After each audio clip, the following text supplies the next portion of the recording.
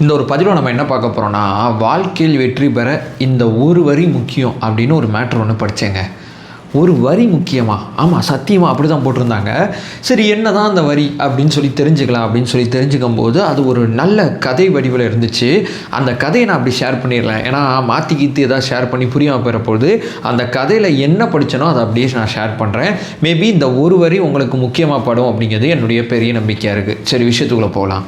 First of all பார்த்தீங்கன்னா, ஒரு கதை ஒன்று இருக்குது. அந்த கதையில் என்ன சொல்கிறாங்கன்னா, ஒரு போலீஸ்காரர் ஒருத்தர், அவர் சின்ன வயசுலேருந்து போலீஸ்காரர் ஆகணும் அப்படிங்கிற ஒரு இலக்கோட ஒரு போலீஸ்காரர் ஆகிட்டு ரிட்டையர் ஆகிட்டாப்பில். தன்னோட பணி எல்லாத்தையும் பண்ணிவிட்டு ஒரு நேர்மையான நல்ல அதிகாரி அப்படிங்கிற பேரில் ரிட்டையர் ஆகிட்டாப்பில்.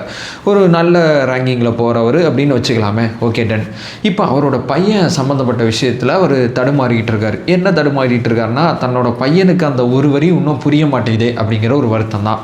என்னடா ஒரு வரிங்கிறீங்களே, என்னடா மேட்ரு அப்படின்னு சொல்லி கேட்டிங்கன்னா, தன்னோட பையனுக்கு லைஃப்பில் என்ன பண்ண போகிறோம் அப்படிங்கிற கிளாரிட்டி இல்லாமல் அந்த பையன் வாழ்க்கையில் ஜெயிக்கணும்னு நினைக்கிறாப்புல, ஏதோ ஒன்று பண்ணணும்னு நினைக்கிறாப்புல, சில முயற்சி எடுக்கிறாப்புல, ஒவ்வொன்றா பண்ணிக்கிட்டு இருக்காப்புல, ஒன்றும் செட் ஆக மாட்டேங்குது அப்படிங்கிறது இவரோட வருத்தமாக இருக்குது.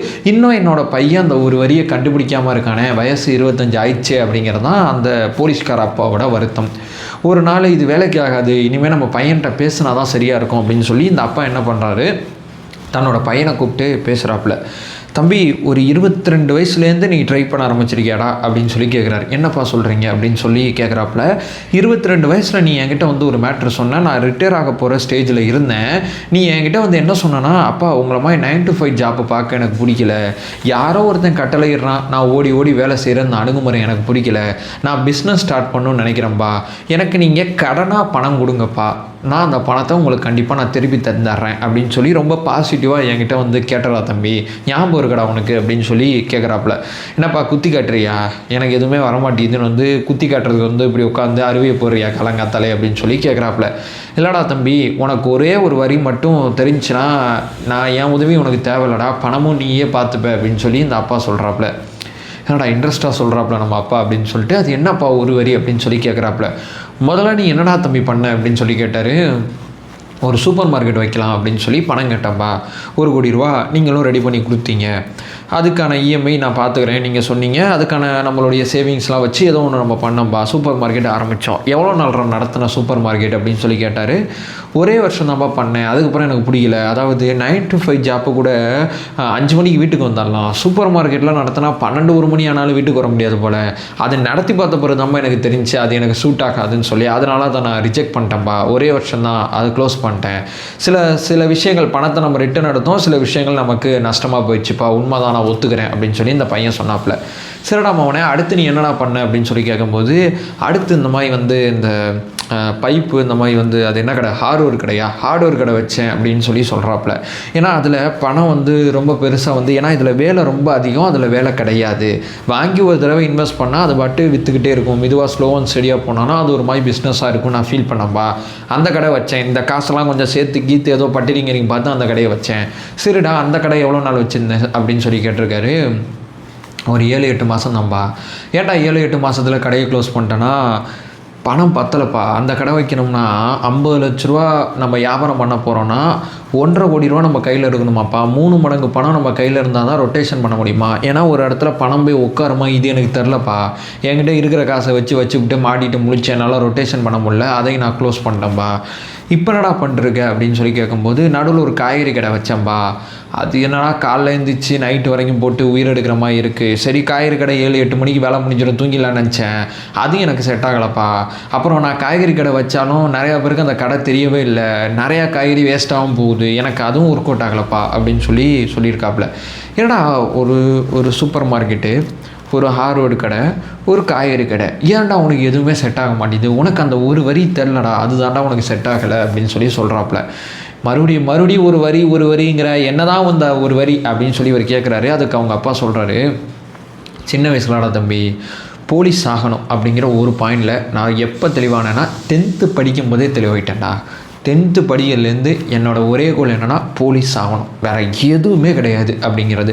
ஏன் நான் போலீஸ் ஆகணும்னு நான் ஃபீல் பண்ணேன்னா, பணம் சம்பாதிக்கலாம், ஜாப் செக்யூரிட்டி, அதை தாண்டி நிறையா பேரோட வாழ்க்கையில் இருக்கிற பிரச்சனையை தீர்க்க முடியும் அப்படிங்கிறது எனக்கு தோணுச்சு. எனக்கு பல பேரோட பிரச்சனையை தீர்த்து வைக்கிறது ரொம்ப பிடிச்சிருந்துச்சு. அதனால நான் போலீஸ் ஆகணும், ஒரு குற்றம் நடந்துச்சுன்னா தண்டனை வாங்கி கொடுக்கணும் அப்படின்னு சொல்லி நான் ஃபீல் பண்ணேன்டா போலீஸ் ஆகணும்னு ஆசைப்பட்டேன்.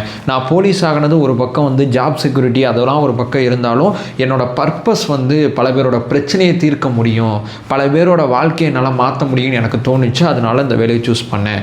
10 வயசுலேருந்து 10வது படிக்கும் போதுலேருந்து ஹார்ட் ஒர்க் போட்டேன், போலீஸ் ஆனேன். போலீஸ் வேலையை பற்றி எனக்கு நல்லா தெரிஞ்சு தான் போலீஸ் வேலை ஆனேன். போலீஸ் வேலை ஆன பிறகு இப்போது போலீஸ் வேலையெல்லாம் முடித்து ரிட்டையர் ஆகி இப்போ முன்னாடி உட்காந்துருக்கேன். எந்த விதமான தெளிவின்மையும் என் வாழ்க்கையில் கிடையாது. முழுக்க தெளிவான பயணம். அந்த ஒரு வரி எனக்கு இந்த வேலை செட் ஆகும், போலீஸ் வேலை. அந்த மாதிரி உனக்கு ஒரு வரி இருக்குண்டா, அந்த வரியை ஏன் நீ பிடிக்கவே மாட்டுற? அந்த வரியை பிடிக்காதனால தான் இதுக்கு போய் பணம் போடுற, இது ஒர்க் அவுட் ஆகலைங்கிற, அதுக்கு போய் பணம் போடுற, அது ஒர்க் அவுட் ஆகலைங்கிற. நீ உழைப்பாளி, நான் ஒத்துக்கிறேன், நீ வேலை செய்வ, மற்ற பையன் நீ ஊதாரியாக சுற்றலை, எல்லா பாயிண்ட்டுமே நான் அக்ரி பண்ணிக்கிறேன். ஆனால் உனக்கு அந்த ஒரு வரி தெரியாமல் நீ வந்து தடுமாறுறடா. இப்போ உதாரணத்துக்கு உன்னோட ஃப்ரெண்டு ரமேஷ் இருக்கான்ல, அவன் சின்ன வயசுலேருந்து கித்தார் வாசிக்கிறது இந்த மாதிரி விஷயம்லாம் ரொம்ப தெளிவாக இருந்தான். அவனோட பர்பஸை அவன் எனக்கு தெரிஞ்சு உன் வயசுலேயே அவன் கரெக்டாக பிடிச்சிட்டான்னு நினைக்கிறேன். கித்தாரு இந்த மாதிரி வந்து இசை சம்மந்தப்பட்டது தான் நம்ம வாழ்க்கைன்னு பிடிச்சிட்டான். இன்றைக்கி அவன் எங்கடா இருக்கான், படத்து வந்து இசை அமைச்சிருக்கான், 2வது படம் கமிட் ஆகிட்டு இருக்கான்.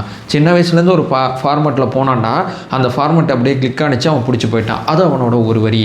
வாழ்க்கையில் வெற்றி பெறதுக்கு ஒரே ஒரு வரி என்ன தெரியுமா? ஒரே ஒரு நோக்கத்தை எந்தவித தடுமாற்றம் இல்லாமல் சேரதாண்டா வெற்றி. அது 5 வருஷமோ 10 வருஷமோ 5 வருஷமோ 20 வருஷமோ தடுமாற்றம் இல்லாமல் உன்னை முடிவு பண்ணிட்டியா, இதான் பர்பஸ்ன்னு சூஸ் பண்ணிட்டியா, அதை எப்படிப்பட்ட சூழல் வந்தாலும் அந்த பர்பஸ். இப்போது காய்கறி கடை ஆரம்பித்தா விட்ட, ஆடோர் கடை ஆரம்பித்தா விட்ட, மளிகை ஜாமா விற்கிற அது என்ன சூப்பர் மார்க்கெட்டாக அந்த கடையை ஆரம்பித்தா விட்ட. ஸோ உன்னோட பர்பஸை நீ பிடிச்சி அந்த பர்பஸோட 10-5 வருஷம் நீ ஆடோருக்கு போட்டாவே போதுண்டா, நீ ஜெயிச்சிருவ. ஆனால் நீ தடுமாறுற, இது ஒரு நாள் போய் 10 நாள் இந்த வேலை பார்க்குற, 10 நாள் அந்த வேலை பார்க்குற, 5 நாள் அந்த வேலை பார்க்குற, அடுத்த ஒரு வருஷம் ஃபுல்லாக எடுத்துக்கடா. உனக்கு தேவைப்படுற அத்தனை பணத்தையும் அப்போ நான் உனக்கு தரேன். உன்னோட அந்த ஒரு வரியை போய் கண்டுபிடி. உனக்கு அது கிரிக்கெட்டாக இருக்கலாம், இசையாக இருக்கலாம், இல்லை பிஸ்னஸாக இருக்கலாம். ஆனால் உலகத்தில் 2 தொழில் தாண்டா இருக்குது. இதை மட்டும் அண்டர்ஸ்டாண்ட் பண்ணிக்க. ஒன்று, ஒரு பொருளை தயாரிக்கணும், அது எந்த பொருளாக இருந்தாலும் சரி. இல்லை அந்த பொருளை தயாரித்தவங்கள்ட்டேருந்து இன்னொருத்தவங்கள்ட்ட போய் விநியோகம் பண்ணணும். ஒன்று தயாரிப்பு, இன்னொன்று விநியோகம். இது 2க்குள்ளலாம் உலகத்தில் இருக்கக்கூடிய அத்தனை துறையுமே இருக்குது. இதை நீ புரிஞ்சுக்கோ. இது 2 தாண்டி வேறு எதுவும் கிடையாது. 3வது அரசியல் பண்ணலாம், அது அரசு நிர்வாகத்தில் தலையிட்டு மக்களுக்கு பொது சேவை செய்யலாம். இது 3வது ஆங்கிள்னு வச்சுக்குவேன். இதை தாண்டி வேறு எதுவுமே கிடையாது. இப்போ நீ வந்து இப்போ நான் வீடியோ பண்ணுறேன்னா இது நான் ஒரு பொருளை தயாரிக்கிறேன். நான் இப்போ வந்து சினிமா வந்து தயாரித்தேன்னா ஒரு பொருளை தயாரிக்கிறேன். இப்போ இந்த மைக்கு வந்து நான் தயாரித்தேன்னா மைக்கு தயாரிக்கிறேன். இந்த சட்டை தயாரிக்கிறது, இந்த மைக்கு என்னைய ட்ராவல் பண்ணி வந்து அடைஞ்சிச்சில்ல, இது வந்து விநியோகம் பண்ணுறது. இந்த சட்டை என்கிட்ட வந்துச்சுல கடை மூலமாக, இது விநியோகம் பண்ணுறது. ஒன்று தயாரி, இல்லை விநியோகம் பண்ணு. இது 2க்குள்ளே தான் வாழ்க்கை இருக்குது. இது 2ல் ஏதோ ஒன்று இந்த உலகத்துக்கு நீ தந்தே ஆகணும். உன்னோட பர்பஸை புரிஞ்சுக்கோ, உன்னோட ஒரு வரியை புரிஞ்சுக்கோ, அதை நோக்கி மட்டும் நீ வேலை செய்யி. வேறு எதை நோக்கியும் நீ தேவையில்லாமல் குழப்பிக்காதடா. ஸோ மறுபடியும் சொல்கிறேன், அந்த ஒரு வரினா ஒரு நோக்கத்தை தடுமாற்றம் இல்லாமல் செய்கிறது மட்டுமே வாழ்க்கையில் வெற்றி பெறதுக்கான ஒரே வழி அப்படிங்கிறது தான் அந்த ஒரு வரி அப்படின்னு சொல்லி அந்த போலீஸ்காரரு சொல்லியிருக்காரு அவரோட பையனுக்கு. லேட்டராக அவரோட பையனும் அந்த ஒரு வரியை கண்டுபிடிச்சிட்டாப்புல. 9 to 5 ஜாப் தனக்கு பிடிக்காதுன்னு சொன்னவர் ஒரு சினிமா இயக்குனர் அப்படிங்கிற ஒரு வரியை நோக்கி நகர்ந்துட்டார். ஏன்னா அவருக்கு புதுசாக அந்த உலகத்துக்கு படைச்சு கொடுக்கறதுக்கு நிறையா விஷயங்கள் தாங்கிட்டு இருக்கிறத நம்பினார். சினிமாக்கான கதைகளை எழுதினார். அந்த கதைகளுக்கு தேவைப்படுற விஷயங்கள் அத்தனையுமே செஞ்சார். இன்றைக்கி அவர் ஒரு இயக்குனராக இருக்கார் அப்படின்னு சொல்லி அந்த கதையை முடித்தாங்க. இது உண்மை கதையாக பொய் கதையாலாம் தெரில, ஆனால் நல்லா இருந்துச்சுல்ல. ஒரே ஒரு விஷயத்தை மட்டும் எடுத்துக்கோ, அதை மட்டும் உன் வாழ்க்கை ஆக்கிக்கோன்னு சொல்லி இந்த தனி ஒருவன் படத்தில் ஒரு டைலாக் வரும்ல, அவ்வளோதான் லைஃப், வேறு எதுவுமே கிடையாது அப்படிங்கிறது தான் அந்த கதை படிக்கும்போது எனக்கு தெரிஞ்சிச்சு. ஸோ உங்களோட ஒரு வரியை நீங்கள் கண்டுபிடிச்சிட்டிங்களா அப்படின்னு உங்களுக்கு தோணுச்சுன்னா இந்த வீடியோ கீழே கமெண்ட் பண்ணுங்கள். நம்ம சேனலில் தொடர்ச்சியாக சப்போர்ட் பண்ணிங்கன்னா தனி மனித முன்னேற்றம் சார்ந்த ஏகப்பட்ட விஷயங்களை தொடர்ச்சியாக பார்த்துட்ருக்கோம். நம்மளோட ஒரே நோக்கம் அறியாமை அகற்ற வேண்டும், அறியாமை அகற்றப்பட வேண்டும். Thank you so much.